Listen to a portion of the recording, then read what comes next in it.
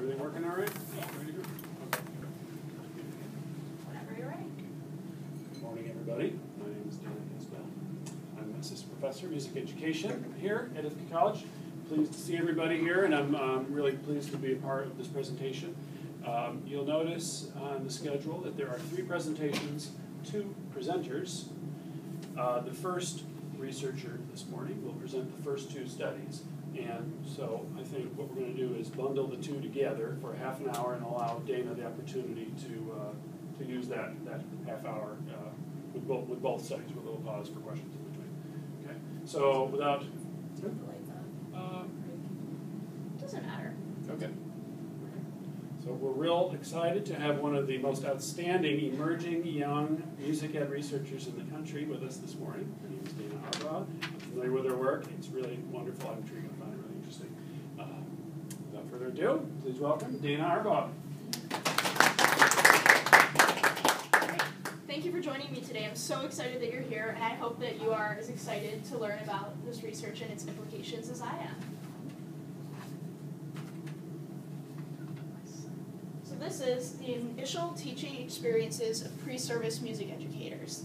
I'm Dana Arbaugh. I'm a senior in the School of Music, a major in music education, and I'm presenting on behalf of 2 other seniors, Devin Lepore, Christina Santoro, and Dr. Dan Isbell.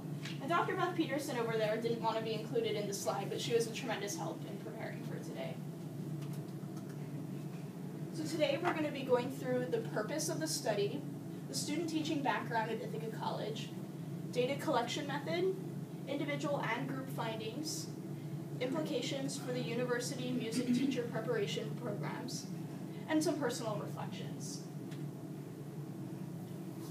The purpose of this study was to uncover information about the lived experience of 3 undergraduate students during the initial 4 months of their music junior student teaching experience.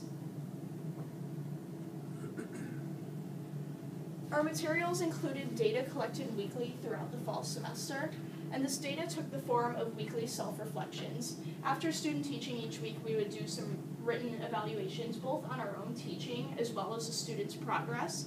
And it was really interesting because as the student teaching, the year of student teaching moved on, we moved less from being concerned about ourselves to being concerned about our students' development. So at first it was, oh my gosh, did I do that right? I think this is a really bad lesson. I talked so much. And by the end it was, hey, I have this flute student. She needs help with this. We tried all these things. I really think it made a difference. So that was an interesting shift in that data.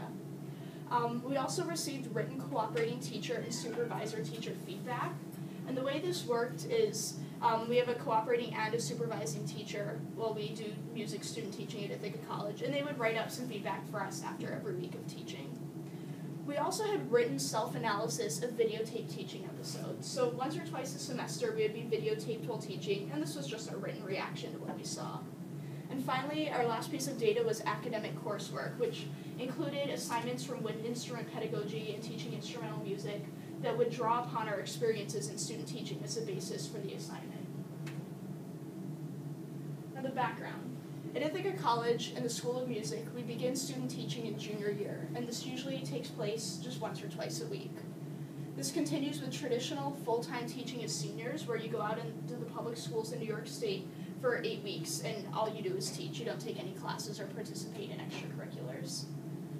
Previous research done by Colleen Conway states that student teaching is either the most influential or the least influential aspect of teacher preparation programs. So we'll revisit that later and see which it was for me.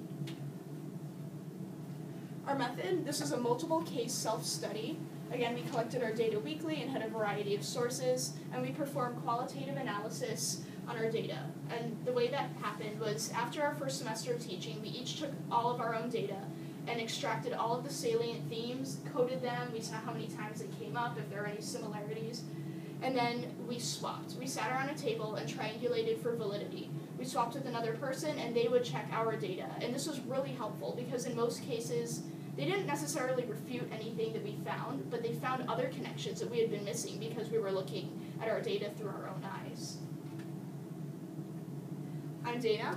I taught in the homeschool program on campus, and this is a really unique situation because most of my peers taught in the public schools in Ithaca or in surrounding areas, and I didn't go out to the public schools. I had homeschool students who didn't have any other music program come to me, whereas my peers, they were supplementing a public school band program by teaching private lessons, and I was these students' only traditional music experience.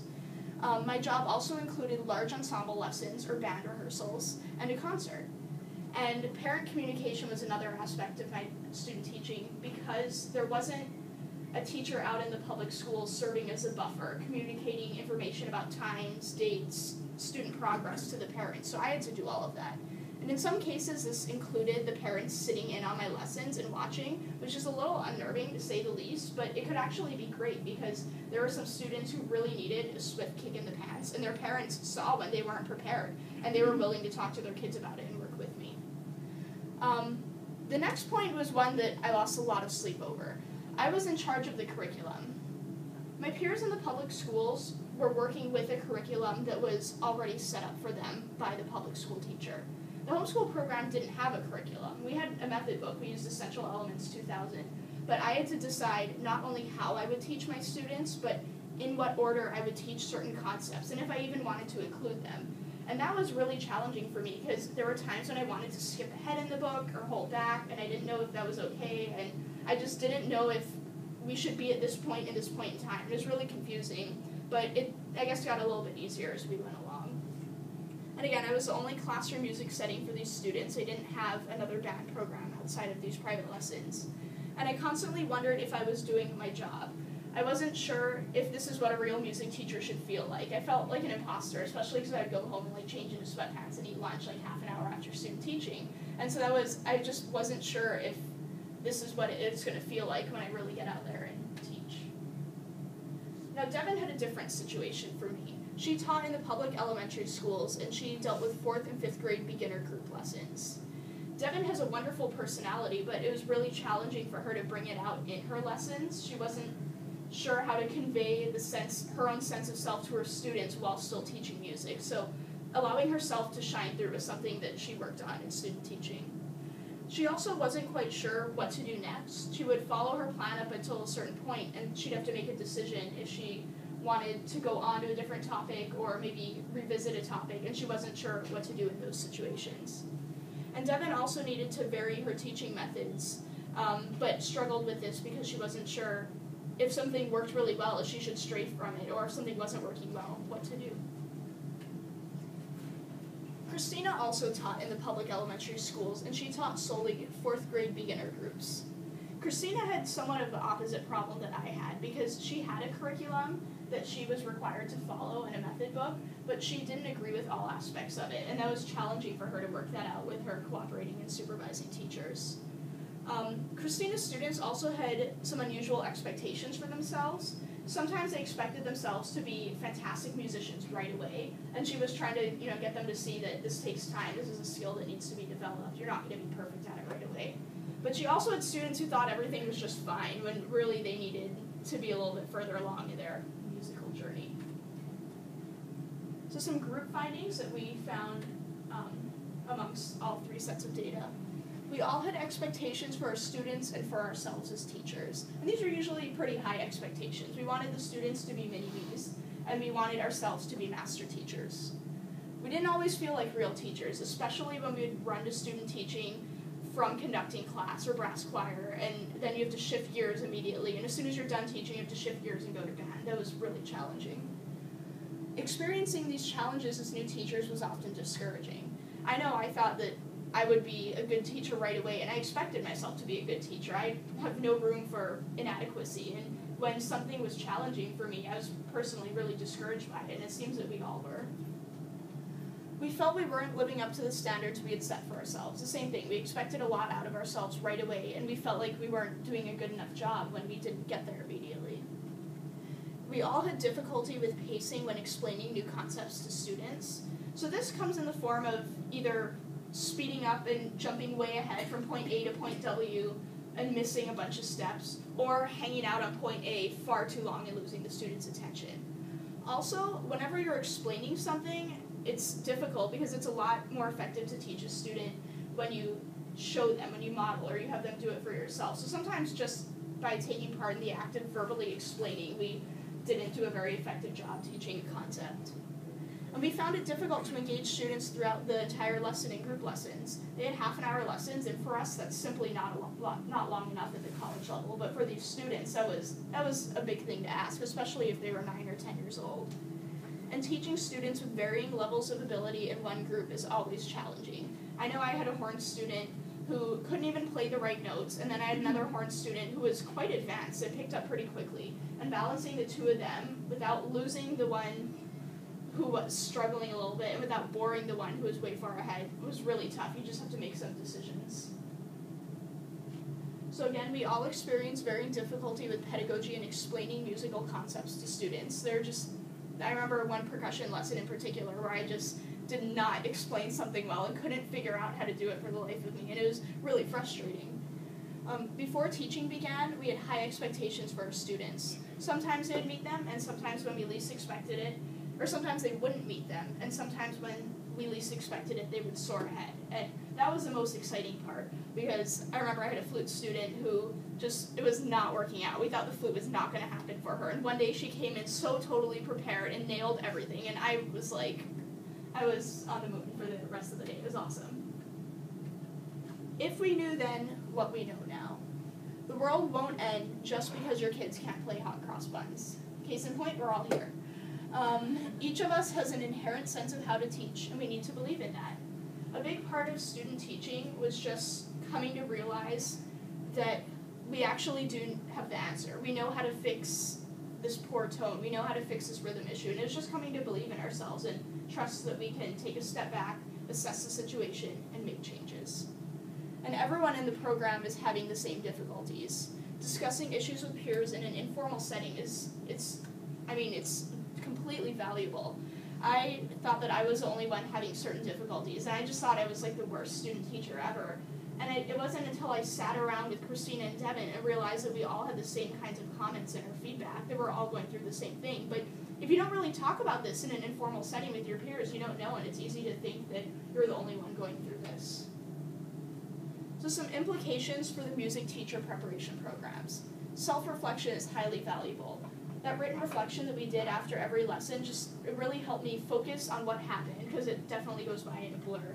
And it helped me figure out what I was going to do next time. Close and frequent and ongoing linkage with college coursework is beneficial. It was nice to have a reflection on student teaching tied into a wind instrument pedagogy assignment, because every time you have to sit down and self-reflect, you're just reinforcing that, and you can only improve because of it. It's nice that your assignments are based on real-world situations that are applicable to you. And frequent opportunity for informal peer interaction. This is, I think, the most crucial implication for the program, but it's not one that you can necessarily force. I think that there were times built in, I remember to teaching instrumental music when we were asked to sit around and discuss how student teaching was going or what we would do in this situation, and it just felt really phony and forced. I didn't feel like I would do those things, and we were just filling time and waiting until the time was up. But on a Friday night, sitting around the table around a box of pizza, someone would say, "Oh, I'm having this problem with my tuba student, and I don't know what to do," and someone else would come in and say, "Hey, I have an answer. This worked with me really well," and it would be an idea swap. And how often does that happen, where you're sitting around on a Friday night and all of a sudden you're talking about student teaching? You can't force that kind of thing, but it definitely should be encouraged. So, which was it? In the background portion of this presentation, I mentioned that student teaching is either the most or the least influential aspect of the teacher preparation programs. For me, it was the most, but it's not as simple as it sounds.